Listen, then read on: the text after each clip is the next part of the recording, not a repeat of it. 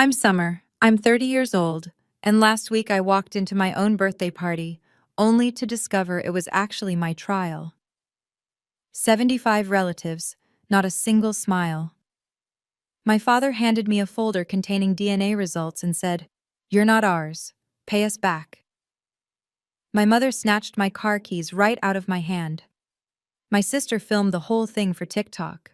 I stood there, surrounded by 75 people I once called family, and not one of them said a word in my defense. But then, a man stepped out of the crowd. A man my parents swore had been dead since before I was born. My biological father. And he didn't come empty-handed. Before I continue, if you find this story worth following, please take a moment to like and subscribe, but only if you genuinely want to know what happens next. And drop a comment telling me where you're watching from and what time it is there.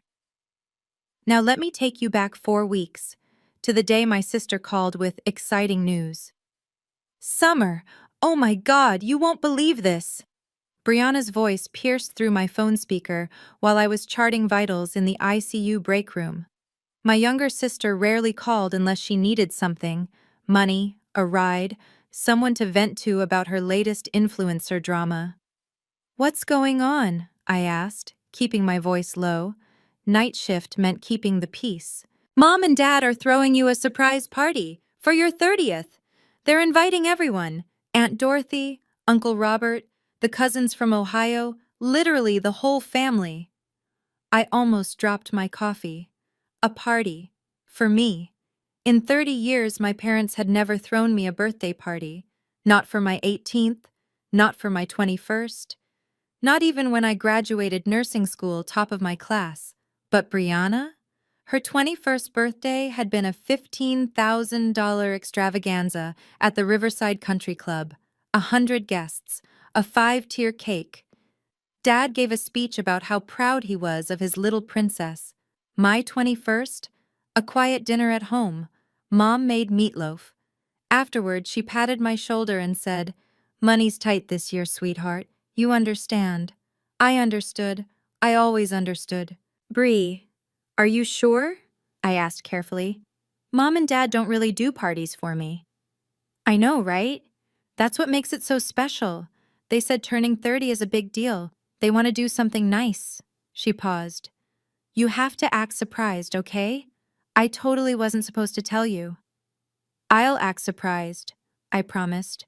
After we hung up, I sat in that break room staring at my lukewarm coffee. Maybe things were changing. Maybe after 30 years they finally saw me. I thought that party might finally prove I mattered to them. I had no idea it would prove the exact opposite. The week before the party, I did what I always do. I ran the numbers. 7 years as an ICU nurse. 7 years of 12-hour shifts, code blues, and holding strangers' hands while they took their last breaths. And every single month for those 7 years, I sent $500 home to help my parents. $42,000 total. I never asked for it back. I never even mentioned it. That's what family does, right? You help when you can.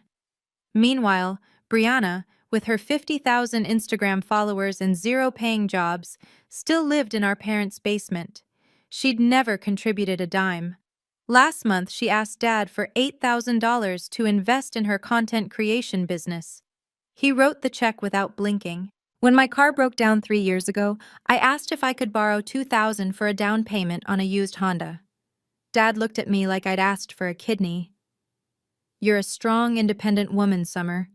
You can figure it out." So I figured it out. Took out a loan, worked extra shifts, paid it off myself. Mom's voice echoed in my head. "Brianna's still finding herself. She needs support. You don't need anything from us. You're the capable one." The capable one. Translation: the one they could ignore. That night, while prepping for the party, I caught myself wondering something I'd buried for years. I'd never actually seen my birth certificate. The original one. Mom said it was lost in some flood back in 2005. Funny thing though, I checked the county records once, out of curiosity. There was no major flood in our area in 2005, but I pushed that thought aside. Why would my parents lie about something like that? The stakes couldn't have been higher. 3 days before the party, I got the email I'd been waiting 5 years to receive.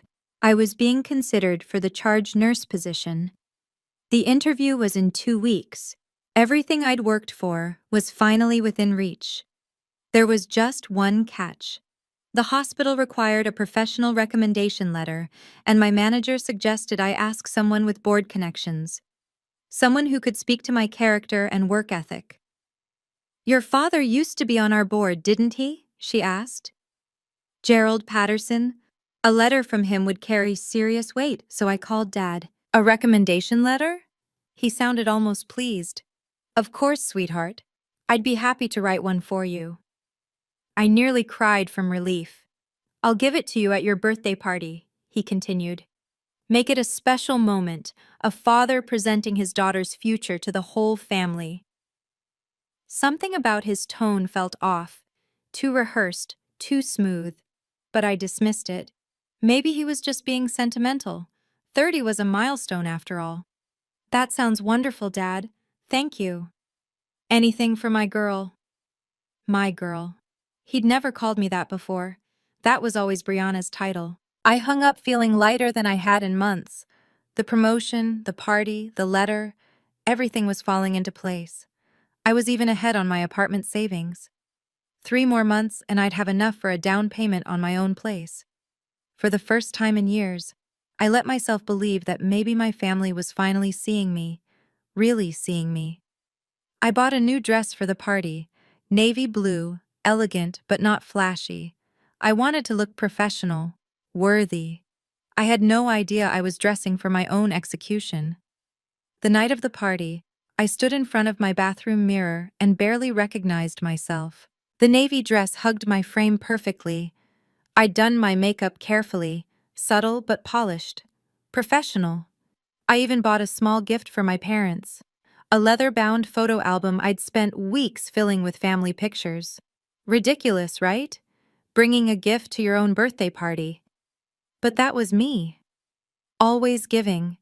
Always trying to earn something that should have been freely given.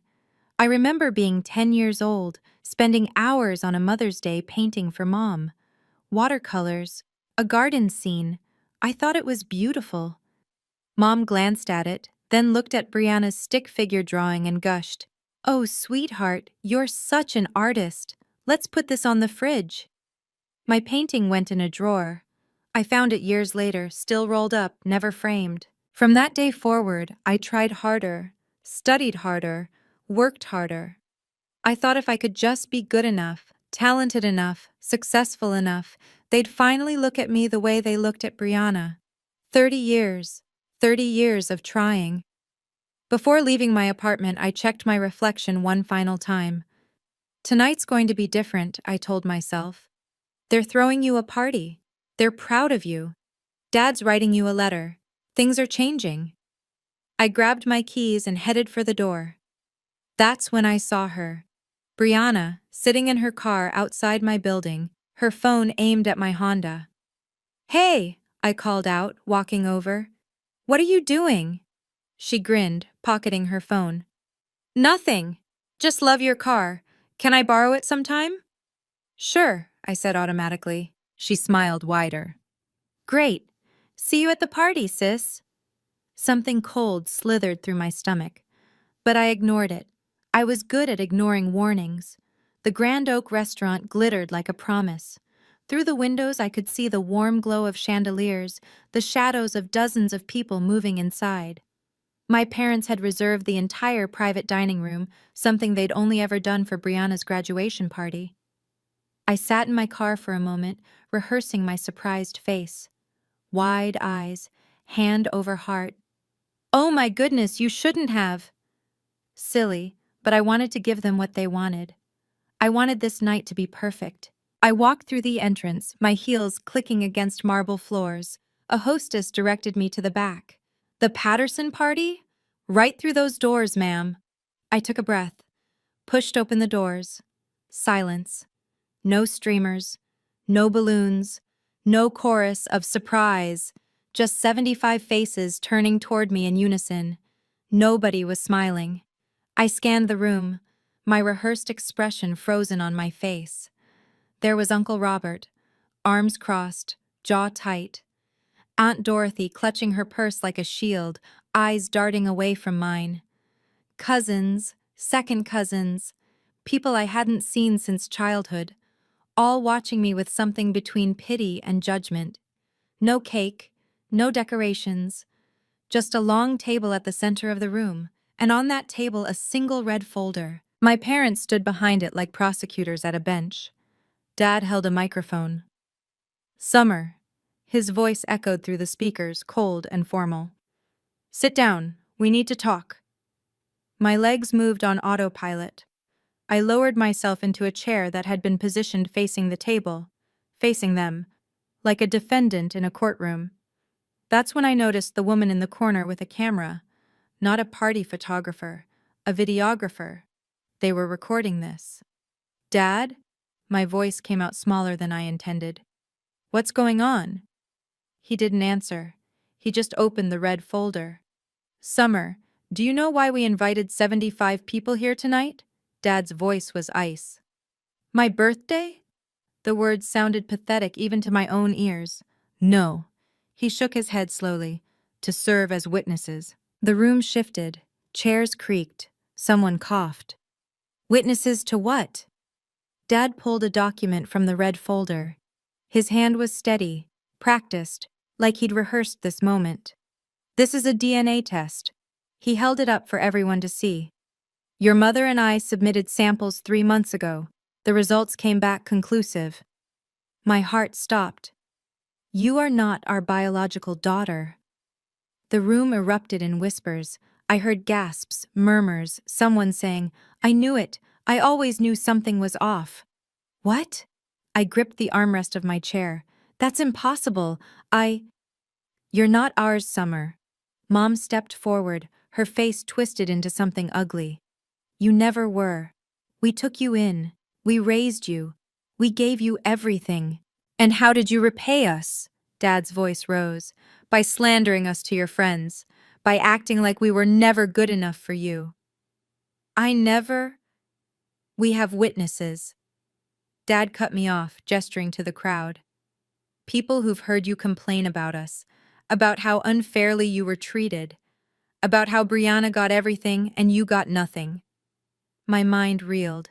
Yes, I'd vented to friends. Who doesn't? But I'd never slandered them. I'd never said anything that wasn't true. Dad slid another paper from the folder. A spreadsheet, numbers, dates. "This is an itemized list of everything we spent raising you. Food, clothing, education, housing." He paused for effect. $500,000. The number hung in the air like a guillotine.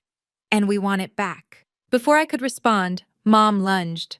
Her fingers closed around my wrist, prying my car keys from my hand before I even registered what was happening. "This car." She held up the keys like evidence. "You bought it with money from a job you only got because of your father's connections. Technically, it belongs to us." "I paid for that car myself." My voice cracked. "Every payment, every cent. I have the loan documents. Your salary comes from the hospital where Gerald was a board member." She smiled, but it didn't reach her eyes. "Without him, you'd be nothing. You owe us everything you have." I looked around desperately. 75 relatives, people I'd shared Christmas dinners with, people who'd bounced me on their knees when I was a baby, people who'd told me they loved me. Not one of them moved. Uncle Robert actually nodded. "She's got a point, Summer. Your father opened a lot of doors for you." That's not how this works." "Smile for the camera, sis." Brianna appeared at my side, her phone inches from my face, the red recording light blinking. "This is amazing content," she whispered gleefully. "My followers are going to lose their minds. Family drama, DNA reveals. This is gold." "Brianna, stop." "Shh. Keep talking. The comments are going crazy." I looked at the screen. She was live streaming. Thousands of viewers. Comments scrolling faster than I could read. OMG, this is insane. That poor girl, the parents are psycho fake. Has to be fake. But it wasn't fake.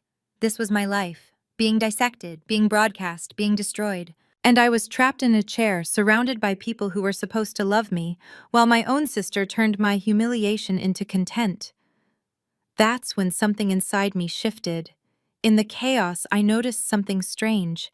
A man, standing alone in the far corner of the room, near the emergency exit. He wasn't dressed like the rest of my relatives, no casual blazers or department store dresses. His suit was expensive, charcoal gray, impeccably tailored, the kind of fabric that doesn't wrinkle. He looked about 60. Silver-streaked hair, strong jaw. And his eyes were fixed on me. Not with judgment, not with curiosity, with something deeper. Something almost like pain. I didn't recognize him. He wasn't family, wasn't a friend of my parents as far as I knew. So why was he here? At a private event? Standing in the shadows like he was waiting for something? Next to him stood a younger woman in a pencil skirt, clutching a thick manila folder. She kept checking her watch, then whispering something to him. He shook his head each time, patient, watching. "Summer!" Dad's voice snapped my attention back. "Are you listening?" "Who is that man?" I asked instead, pointing toward the corner. Dad's face flickered, just for a second, with something I couldn't name. Fear, recognition. "No one," he said quickly. "Focus on what matters. You're going to sign this document." "Gerald." The stranger's voice cut through the room, deep, calm, commanding. The entire restaurant went silent. My father went pale. "Not yet," the man said almost gently. "Let her finish asking her questions first." Dad's mouth opened, closed, opened again. Mom grabbed his arm. "Who let him in? Gerald, who let him in?" But neither of them answered. And the man in the gray suit simply watched me, something shifting in his expression. Something that looked almost like hope. I didn't know him, but somehow he knew me. "Summer." Dad's voice had a new edge now, desperation barely concealed beneath authority. "I need you to sign this document, tonight, in front of everyone." He slid a contract across the table. I could see the header, promissory note. "This legally obligates you to repay $500,000 over 10 years, monthly payments of over £10. "I need time to read this," I interrupted. "You'll sign now." His eyes darted toward the stranger in the corner, then back to me.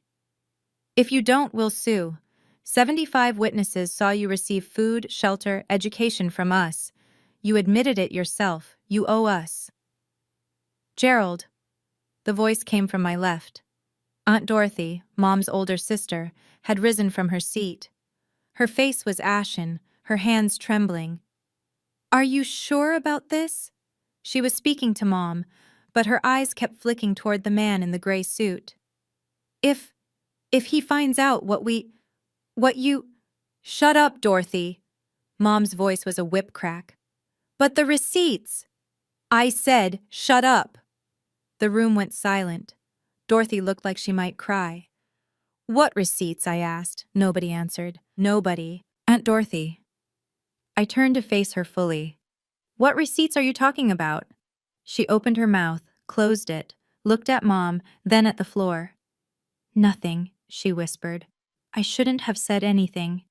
But I saw her hand drift to her purse. I saw the way she clutched it tighter, like she was protecting something inside. "Linda," Dorothy's voice cracked. "I still have them. The ones you asked me to burn 20 years ago. I couldn't do it. I kept some."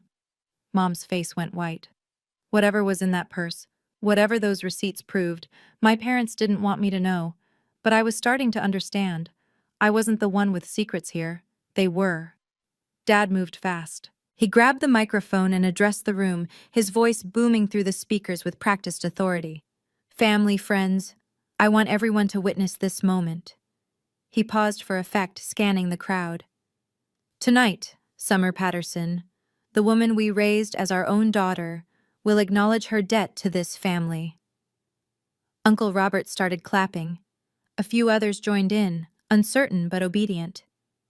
30 years ago, Linda and I opened our home to a child no one wanted. We sacrificed, we struggled, we gave her everything, and this is how she repays us? With ingratitude? With complaints?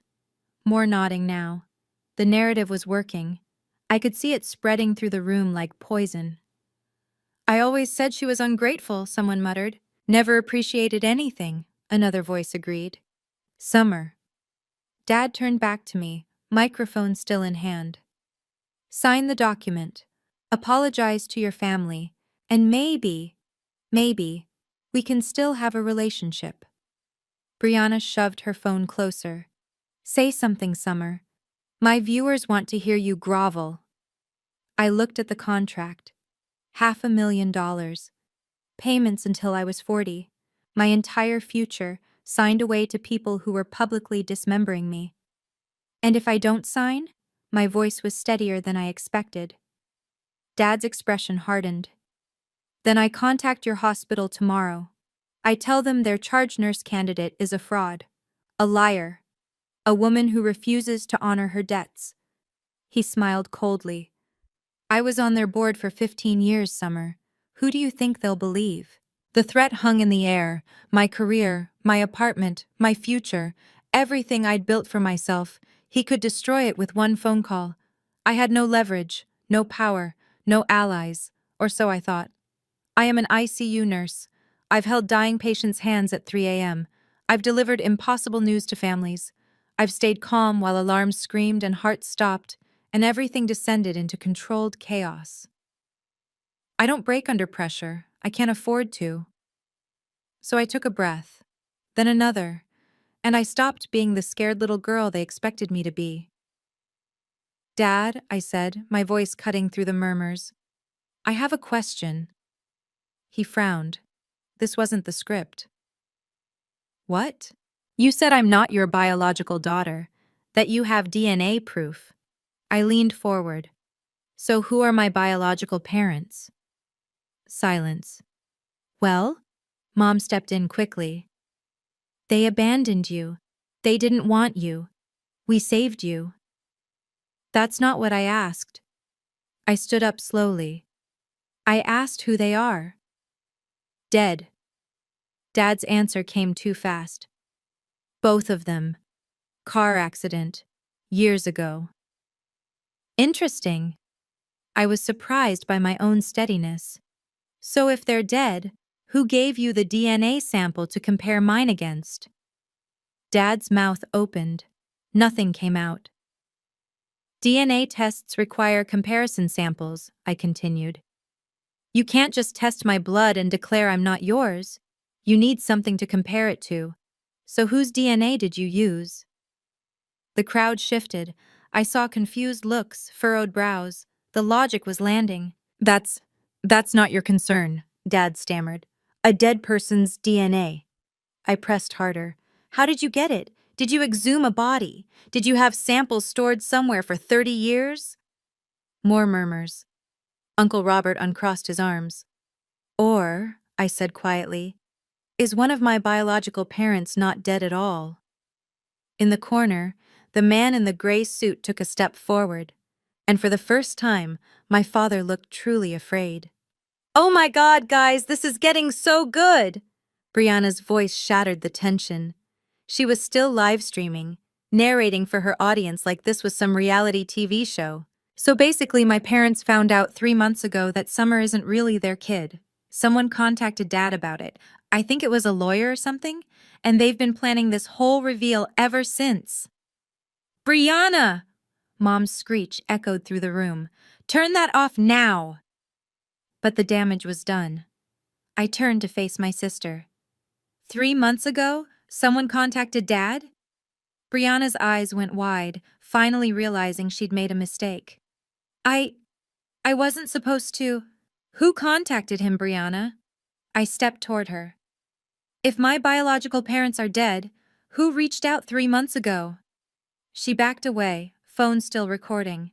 "I don't know. I just saw an email on Dad's computer. Some law firm.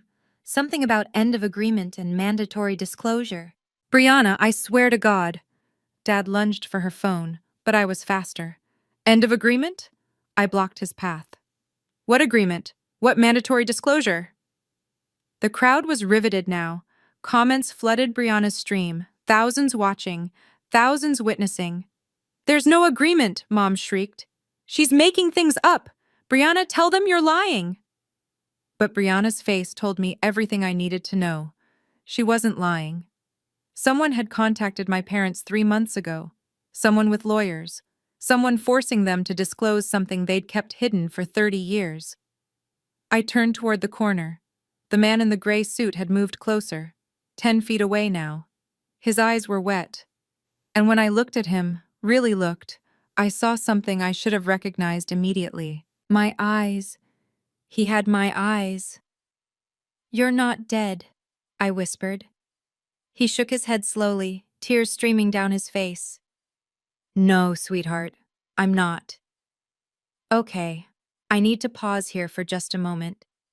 If you're watching this and you've already figured out who that man is, drop your guess in the comments right now.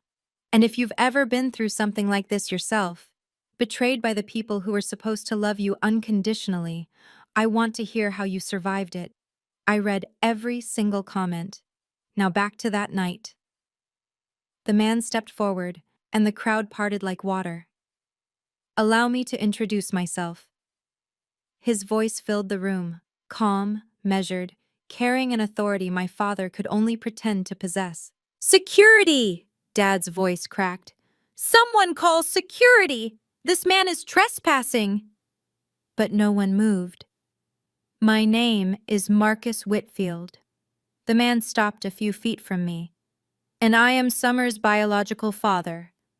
The room exploded, gasps, shouts, 75 phones emerging from pockets and purses. I couldn't breathe. You... I stared at him. You're supposed to be dead. Marcus's jaw tightened. Is that what they told you? I nodded, unable to speak. I have never been dead, Summer. His voice softened. I've been waiting. For 30 years I've been waiting for this day. He's lying, Mom screamed, her composure finally shattering. He's a con man, a fraud. Gerald, tell them. But Dad was frozen, his face the color of ash. Gerald? Marcus turned to face him, and something cold entered his tone. Would you like to tell her the truth? Or should I? Silence. Marcus nodded slowly. I thought so. He turned back to me and his expression changed, became gentle, almost tender.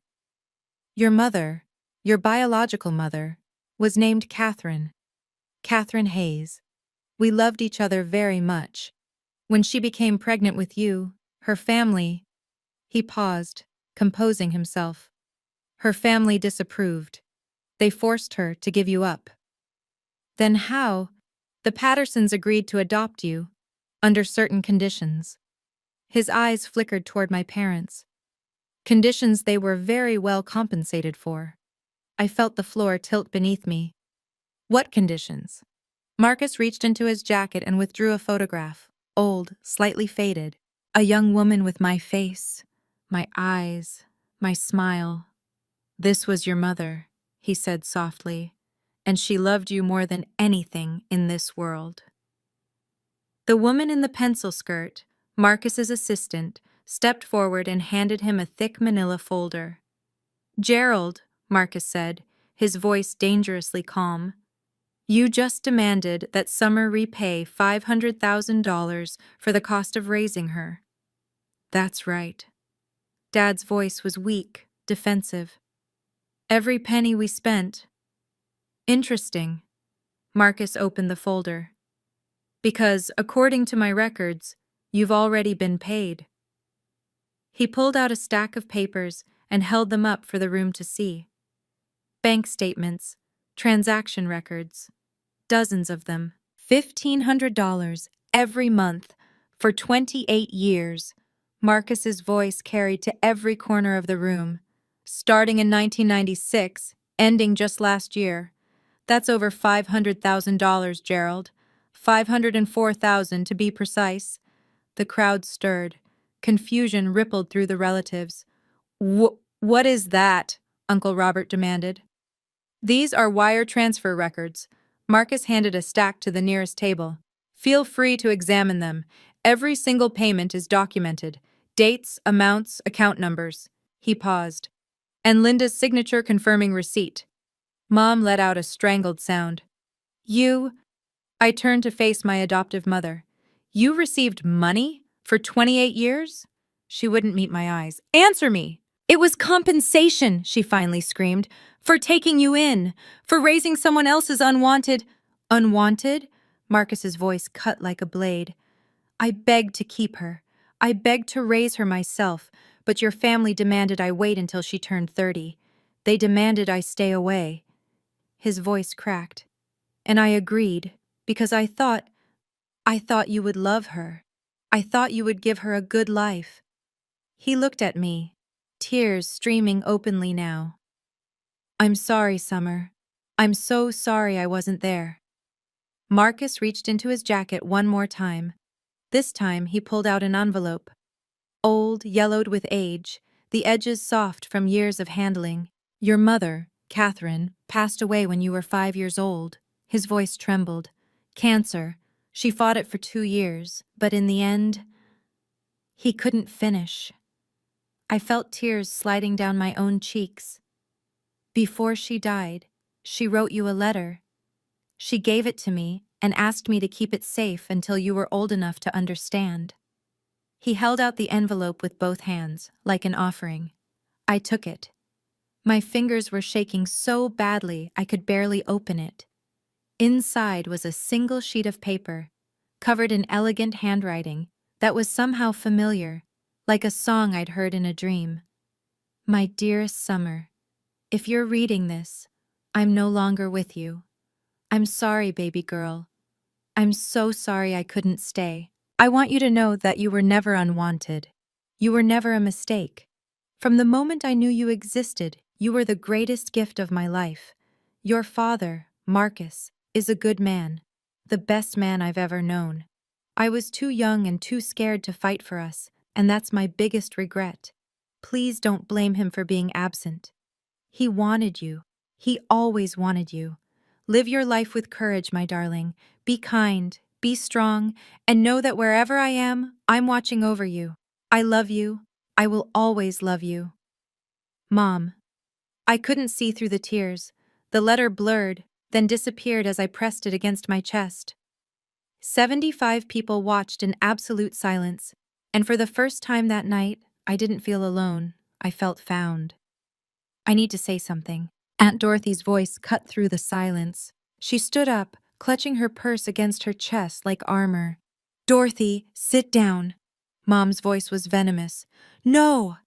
Dorothy shook her head, tears streaming. I've kept your secrets for 30 years, Linda. I can't do it anymore. She opened her purse and pulled out a small stack of papers, wrinkled, faded, some spotted with age. These are bank receipts. Her hands trembled as she held them up. Every month, Linda asked me to pick up the wire transfers in cash. She told me it was from a life insurance policy. Dorothy laughed bitterly. I believed her. For years I believed her. Dorothy, I swear to God, I found out the truth 5 years ago. Dorothy's voice strengthened. I saw Marcus's name on one of the transfers. I confronted Linda. She told me if I said anything, she'd tell everyone about... She faltered. About my own mistakes. She blackmailed me into silence. I looked at my adoptive mother, really looked at her, and saw someone I'd never recognized before. You knew, I said slowly. All this time, you knew I had a father who wanted me, who was paying to make sure I was cared for, and you let me believe I was unwanted. Mom's face twisted. We raised you. We fed you. We gave you a roof over your head. With his money, I gestured toward Marcus. You raised me with his money, and you still treated me like I was less than nothing. I stood, finally steady on my feet. You didn't want $500,000 from me tonight. My voice was cold, clear. You wanted to get rid of me before he could tell me the truth. Before I found out what you really were. Mom had no answer. Because there was none. Dad made one last desperate attempt. Summer, listen to me. His voice had changed, softer now, almost pleading. We're still your family. We raised you. We love you. This was just a misunderstanding. A misunderstanding? I almost laughed. You staged a public humiliation. You demanded $500,000. You threatened my career. You had Brianna live-stream my destruction to thousands of people. I shook my head. That's not a misunderstanding. That's a betrayal. But we're still your parents. No. The word came out calm, final. You're not. You're the people who took money to raise me, then treated me like a burden. You're the people who lied to me for 30 years. You're the people who weaponized my own birthday to destroy me. I turned to face the crowd, all 75 of them. I'm not asking any of you to choose sides. This is my family drama, not yours. I paused, but I will say this, not one of you stood up for me tonight. Not when they called me a fraud, not when they took my keys, not when my sister shoved a camera in my face. 75 people, and not one voice of defense. Silence. Eyes dropping to the floor. I won't forget that. Finally, I turned to Marcus. Mr. Whitfield. I stopped, swallowed. Marcus, I need time. I can't call you Dad. Not yet. This is all too much. His eyes were wet, but he nodded, understanding. I've waited 30 years, he said softly. I can wait a little longer. I walked toward the door. Mom tried to block my path. You can't just leave. We're not finished. Yes. I looked her in the eye. We are. I stepped around her and walked out of that restaurant. And I never looked back. I wasn't there for what happened after I left, but Dorothy told me everything later, and Brianna's live stream, which she apparently forgot to turn off, captured every painful second. The moment the door closed behind me, the room erupted. Gerald turned on Linda. You knew? You knew there was money this whole time and you never told me? I was protecting us, Linda screamed back. Protecting this family. By lying to me for 28 years? You never asked questions, you just spent what I gave you. The relatives scattered like roaches when the lights come on. Uncle Robert tried to calm Gerald down and got shoved for his trouble. Aunt Dorothy quietly gathered her things and slipped out a side door. And Brianna? Brianna stood frozen, watching her follower count drop in real time. Within 24 hours, her live stream had been clipped, shared, and viewed over 2 million times. But not the way she wanted. Toxic family exposes themselves on live stream. Worst parents ever caught on camera. Girl documents her own family's downfall, lol. The comments were merciless. Brands she'd been negotiating with pulled out. Her authentic family content suddenly looked very different in context. As for Marcus, he left the restaurant quietly, without confrontation. He didn't need revenge. He'd come with truth, and truth had done its work. That night, sitting alone in my apartment, I read Catherine's letter 17 times. I traced her handwriting with my fingertips. I looked at the photograph Marcus had given me. My mother at 22, laughing at something off camera, her eyes exactly like mine. I cried until I couldn't breathe. But somewhere beneath the grief, beneath the shock and the betrayal, I felt something I hadn't felt in years. Hope. The kind of hope that comes from finally knowing who you really are. 3 days later, I was called into the hospital director's office. I walked in expecting the worst. Gerald had promised to destroy my career. He had connections, influence.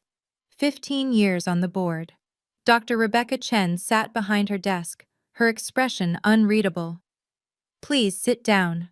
I sat, waited. Summer, I'm going to be direct.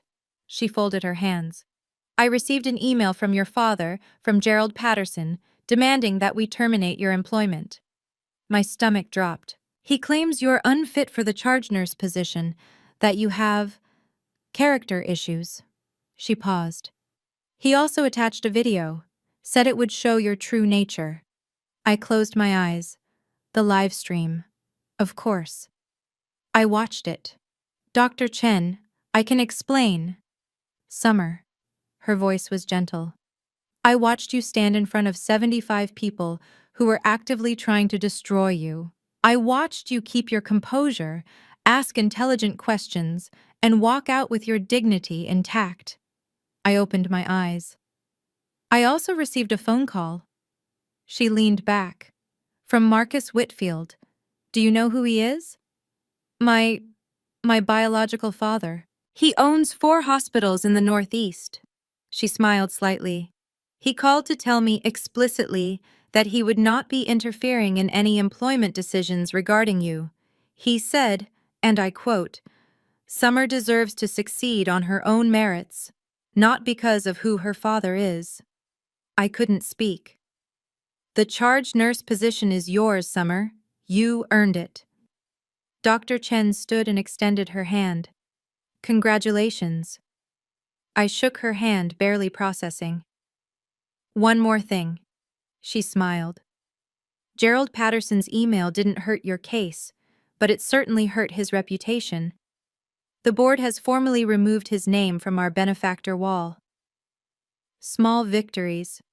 But that one felt pretty good. 2 weeks after the party, Dorothy called with updates. Gerald and Linda had filed for divorce. Not because of me, or not entirely because of me. The night of the party, Gerald had gone through Linda's personal files. He found more than just the wire transfers from Marcus. Apparently, she'd been hiding money for years, accounts he never knew about, purchases she'd concealed, a secret credit card with a $40,000 balance. Turns out your mother, your adoptive mother, had been planning her escape for a decade, Dorothy told me. Gerald just gave her the excuse she needed to leave. The irony wasn't lost on me. They'd staged a public trial to expose my betrayal. Instead, they'd exposed their own. Brianna lost over 20,000 followers in the first week. The comments that followed her everywhere were brutal. Aren't you the girl who live-streamed her sister's trauma for clout? Imagine exploiting your own family for views. Couldn't pay me to follow this garbage human. She deleted her TikTok, started fresh on a new account. Last I heard, she was doing mindfulness content now. The irony writes itself. Gerald tried to reach me once. A long email that managed to apologize while still blaming everyone but himself. I'm sorry things happened the way they did. But you have to understand the pressure I was under. I deleted it without responding. Linda called 12 times. I let them all go to voicemail. The messages got progressively more desperate. First angry, then pleading, then weepy. I didn't respond to any of them. Not because I hated them, not because I wanted revenge, but because I'd finally learned something it took me 30 years to understand. Some relationships can't be repaired. They can only be survived. If you've made it this far, I have a question for you. Do you think Summer should forgive her adoptive parents? Comment A if you think yes, B if you think no, and C if you think it depends on what happens next. And if you haven't subscribed yet, now's the time, because what I learned in the months that followed changed everything. Let me finish the story. 1 month after the party, I met Marcus for the second time. Not at his corporate office, not at some fancy restaurant designed to impress. At a coffee shop called the Bean Counter, a tiny place with mismatched furniture and mediocre espresso. Catherine and I used to come here, he explained, settling into a worn armchair, before everything fell apart. We'd sit in this exact corner and talk for hours about our future. I looked around at the peeling wallpaper, the crooked picture frames. It's not what I expected.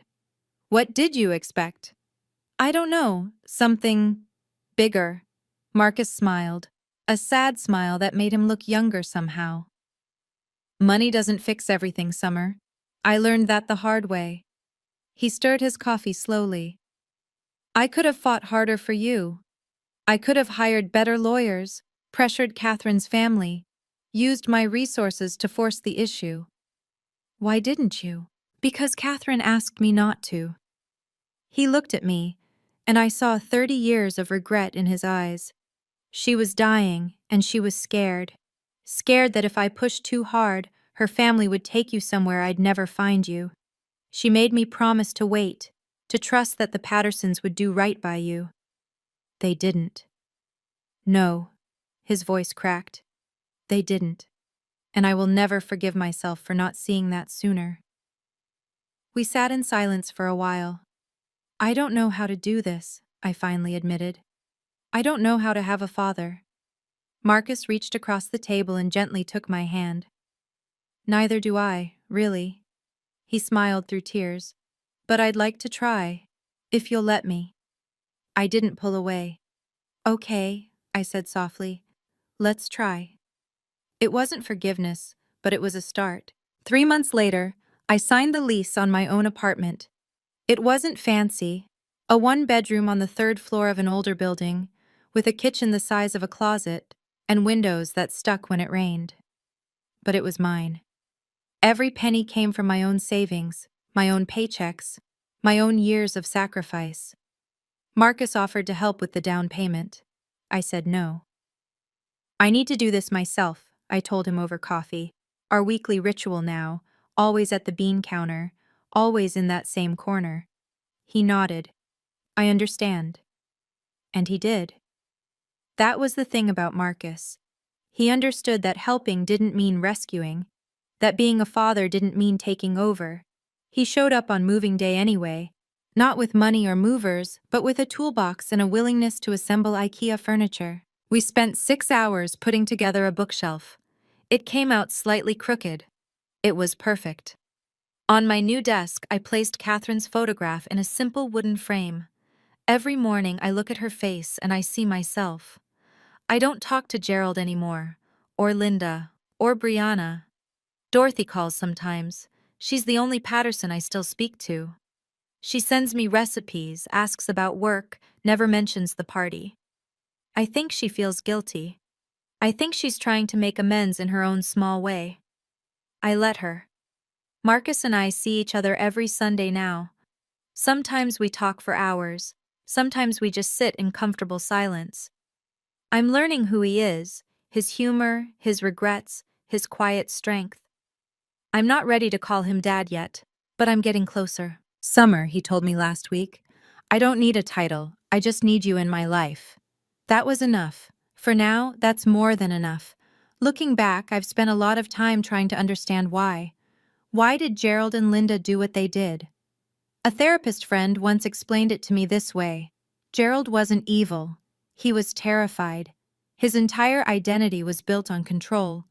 Control of his finances, his family, his reputation. When Marcus resurfaced, that control was threatened. Gerald didn't attack me because he hated me. He attacked because he was scared of being exposed. He lashed out before the truth could come out on its own terms. It doesn't excuse what he did, but it explains it. Linda was more complicated. She carried jealousy like a second heartbeat. Jealousy of Catherine, the woman Marcus truly loved. Jealousy of me, the living reminder of that love. Every time she looked at my face, she saw the daughter of her husband's imagined rival. She never bonded with me because she never let herself. And when the opportunity came to get rid of me while keeping the moral high ground, she took it. Again, not an excuse, an explanation. And me? What was my role in all of this? Here's the hard truth. I made it easy for them. 30 years of people-pleasing. 30 years of swallowing my needs to keep the peace.